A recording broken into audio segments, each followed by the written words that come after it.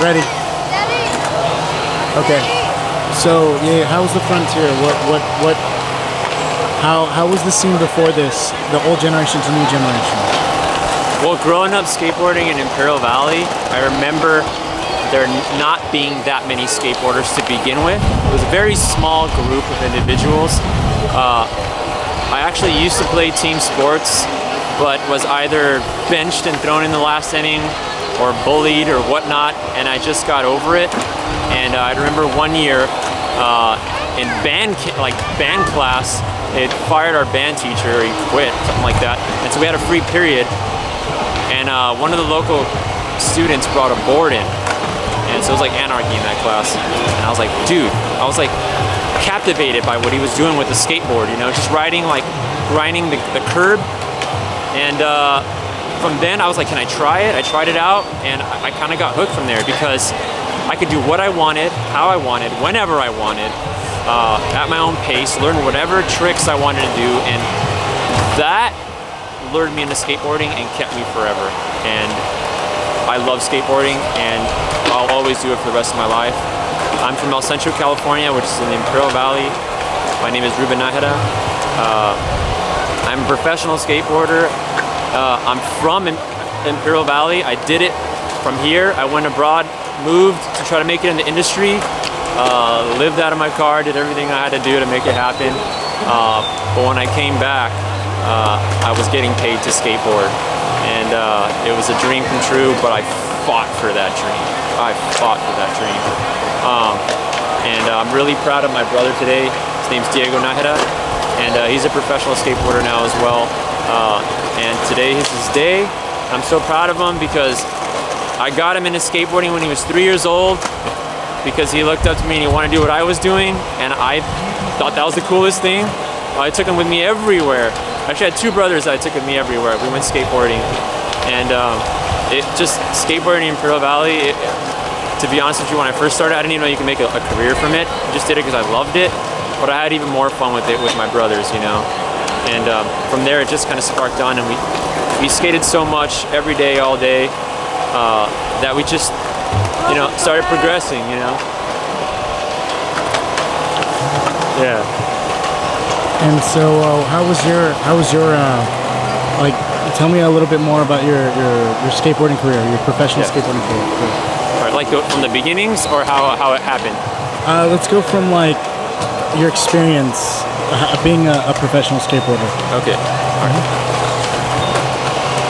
Ready. All right. So I was getting flowed at the time by a couple of companies, and I worked at a skate shop called Progression at the time.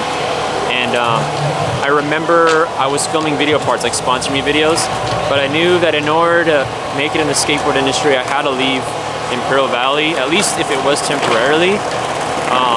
So I literally took off in my car with like $5 or $10 in my pocket, and I lived in my Ford Explorer in Fullerton, California, homeless, and basically working at a deck manufacturing plant. And from there I would go to different contests, and the difference with that is the industry is there. So when you go to a skate park over there, you're surrounded by your peers, and you're surrounded by industry photographers, videographers, other skateboard professionals, and company owners. You enter those contests, you do well, you get recognized, you pick up sponsors, and it all took off from there, to the point where I had, you know, companies sending me everything. I didn't have to pay for any more products, right? Shoes, boards, clothes, etc. And I was an AM for a couple companies, and then I started winning some contests, and then I think the first real big contest I won was Real Comp. There was a company called Real Comp. They did a best trick competition, and I got first place, and it was a manual trick that I did, and I won $1,000. And the moment I won that check, I knew things had changed for me a bit, because it was like, wait, I just made $1,000 doing something that I love to do. You know, I had never intended for that to be my career necessarily. I pushed for it like that because I wanted to make the dream happen, but when I got that, I got a little taste of what could happen, and I chased my dream. I didn't let it go. No matter what people told me, no matter how many people hated or brought me down, I knew that was my goal, and it became a more personal thing to myself to try to accomplish it.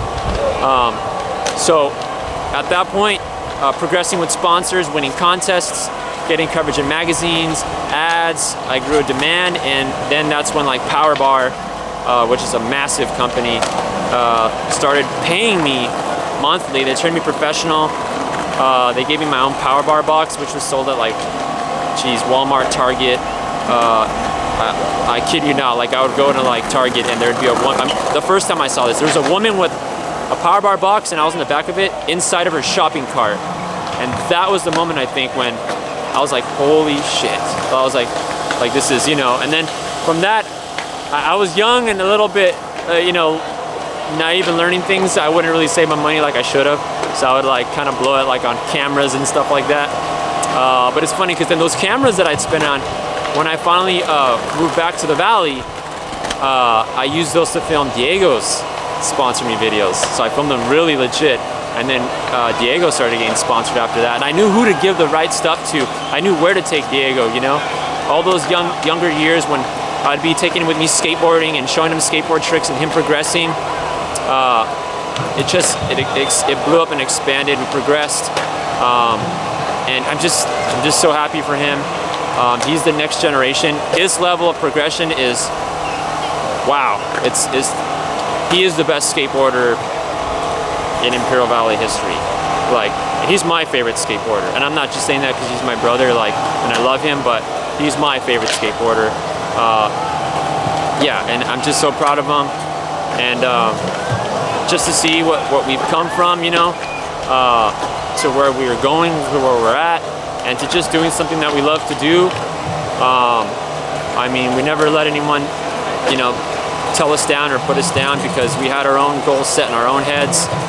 And that's pretty much it. You know, we chased our dreams because it's something that we wanted to obtain for ourselves. And I kind of take the same thing into skateboarding.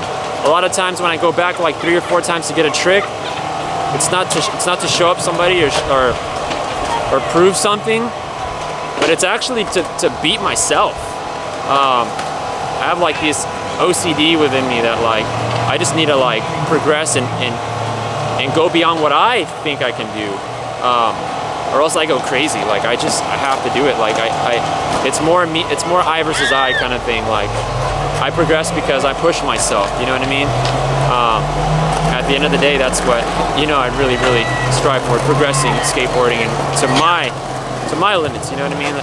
Because at the end of the day, skateboarding makes me happy and progressing makes me happy. And yeah, I mean, I'll never put it down. I'll always skateboard for the rest of my life.